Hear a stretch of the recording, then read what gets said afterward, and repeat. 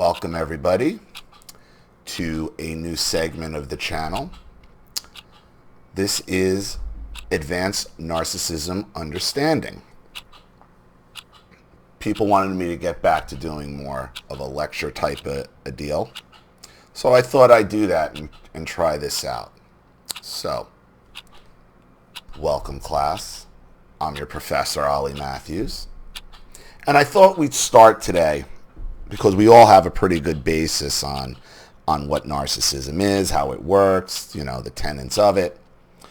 But I thought we'd start with something that's obviously current to the channel, current to society, something that we've all dealt with, or we all deal with, a majority of us deal with, that have brought us to the channel, and that is the borderline.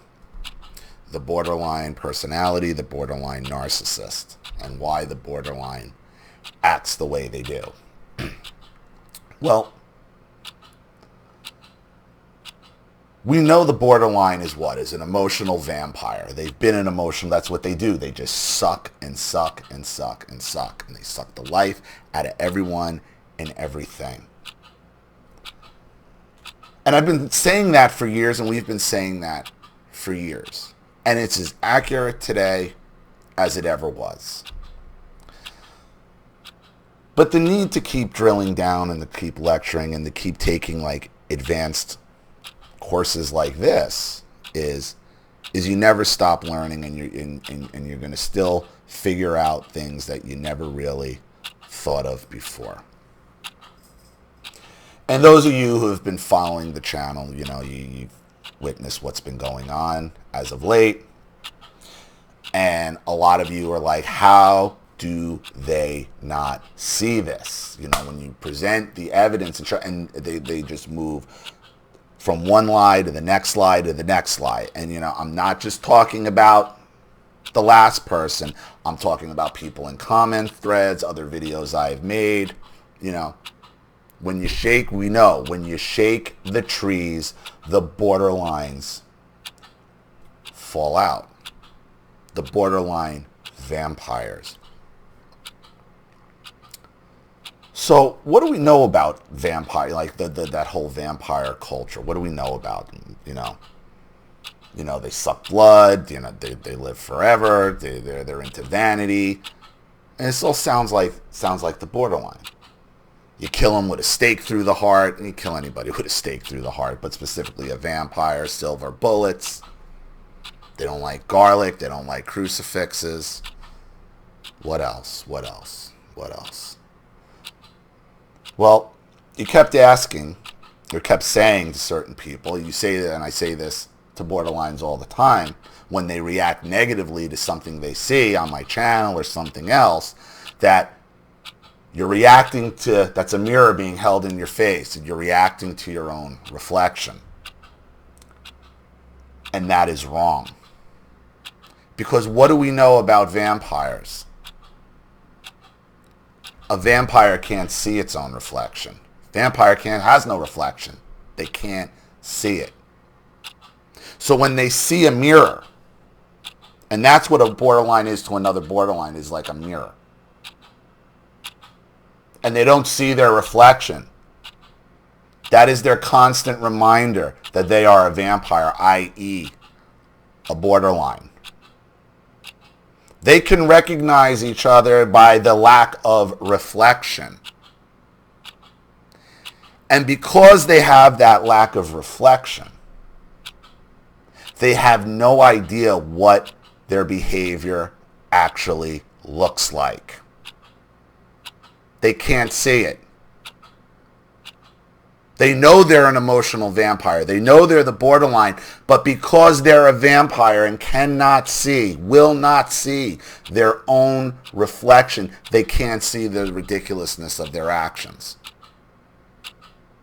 They have no understanding of this downward spiral that everybody's witnessing them have. They have no understanding, and it confuses the hell out of us. Like, how is this possible? How is this possible where you just said that I said this, and then I show you what you wrote on this to prove and then you keep moving the goalpost. Like, do you not see the evidence directly contradict what you just said? How do you make this? Because they can't see their own reflection. They don't see it. They know it's not there, and they're reacting negatively. No, I'm not a vampire. I'm not a borderline.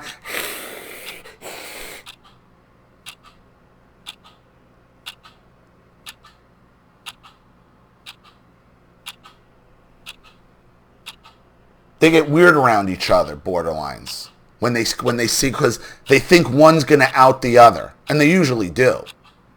That's not on this channel anyway, or in this class. So they have no idea what they look like to the rest of us. They have no clue because they can't see it. They think no one else can see it. That still doesn't make it a mental illness. It makes it a personality disorder. Because again, the thing with the borderline is they're vicious. They're calculating, they're plotting, and they won't stop. They won't stop until you're gone, until you're dead.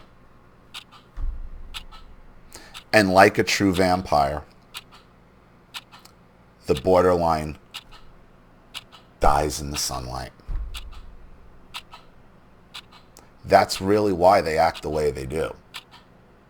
They are, in the truest sense of the word, vampires. It makes you wonder when vampire, all that folklore was written, all that stuff comes from reality, all that writing comes from some kind of general something. And you wonder, when all that folklore came, were they actually talking about people they interacted with like this, like these emotional vampires? Literature, folklore, all that is just it's just an extension of society. So maybe the folklore of the vampire has really just been a metaphor for these type of sociopaths that destroy society by sucking it dry. And they're able to do it out in the open because they can't see their own reflection. They don't understand. And it's just so confusing to someone who doesn't think like that. Like, you're like, how do they not see how this is reflecting now? Because they have no reflection. That's why. That's the borderline. It's why it's useless. It's why it's useless to try to fight it. The only thing you can do is spread sunshine and watch it wilt and die. And die from exposure. Because if everybody can see, oh, that's what that is, then everybody stays away from it. Because we all know that's the only way you win this game. So we're going to keep this lecture short and sweet today, class. Thank you for your attention. And if you would like to kick in to tuition and supporting the lecture circuit, you guys know what to do with the links in the description box below. And with that being said,